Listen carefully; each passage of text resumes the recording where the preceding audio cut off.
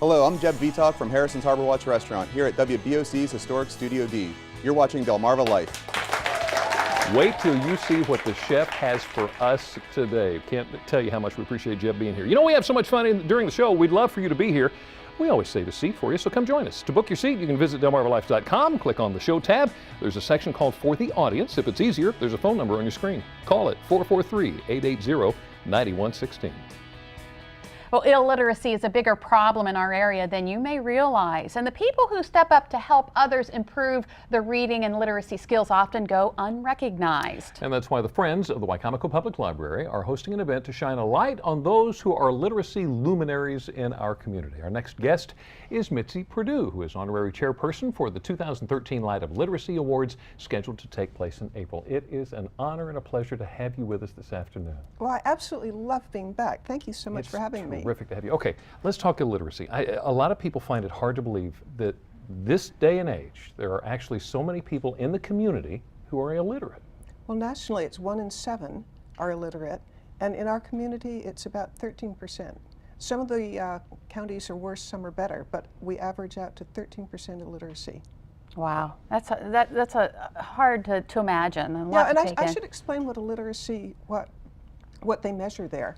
It's if you're going to have real trouble reading, say, a preschool children's book, at that point you're going to count as illiterate. Okay. So that's where the Light of Literacy Awards come in. Can you tell us what it is? Oh, I'd love to. It's a way of kind of shining the light on people who are doing really good things to help with literacy. I've been learning that there are just all sorts of people in the community and organizations that are doing lots and lots to encourage literacy.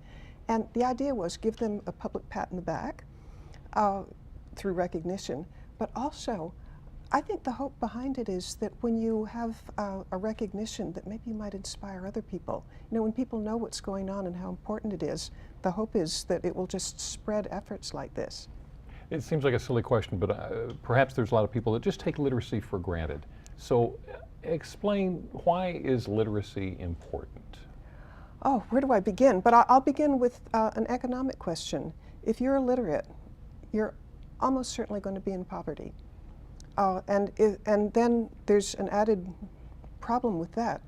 People in poverty almost always have poorer health outcomes.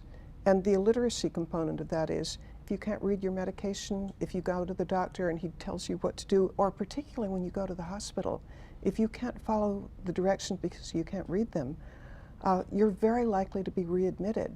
So if for the whole community, you really want people to be literate because you don't want people to be unemployed.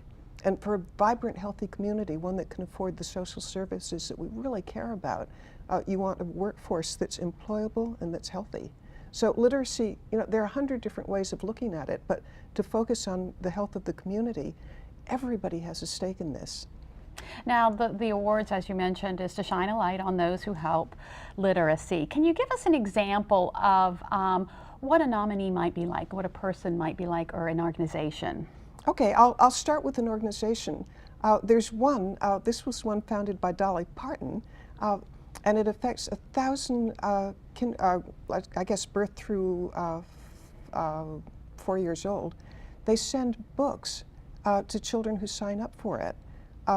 And even from, like, just almost from birth. And you might wonder, who cares about, you know, a child who's 1 year old or 2 year old? Why do you want them to have books? And the answer is, if you read to that child, the child is going to be, its little, I don't know, neurons in the brain are going to be forming and listening, and they'll have a huge advantage over those who don't have books. It's known that if there are no books in your family and you aren't exposed to them at all, when you enter grade school or kindergarten, you're going to be like up to 18 months behind your competitors, or I guess competitors is the wrong word, but fellow students. And by the 4th grade, very likely you're still going to be reading at the 1st grade. And then a statistic on top of that, whether you're reading at the 4th grade level at 4th grade is one of the biggest predictors of all of whether you're going to finish high school. Really? And if you don't finish high school, again, that has a huge impact on how employable you are and whether you're in poverty or not. Right. How about that? Oh, but I didn't give you the example. The Imagination Library, sponsored by United Way, is in our area, is taking care of 1,000 different children in our area, giving them books every month. So that's just a wonderful example. And then if I can quickly give you another small example, and I'm not going to name names because I don't want to pick out favorites, but I know of a lady who's been ill for many years with cancer. I could imagine that if you're very ill and you have this, disease, that you might just shrink into yourself and think only me, me, me.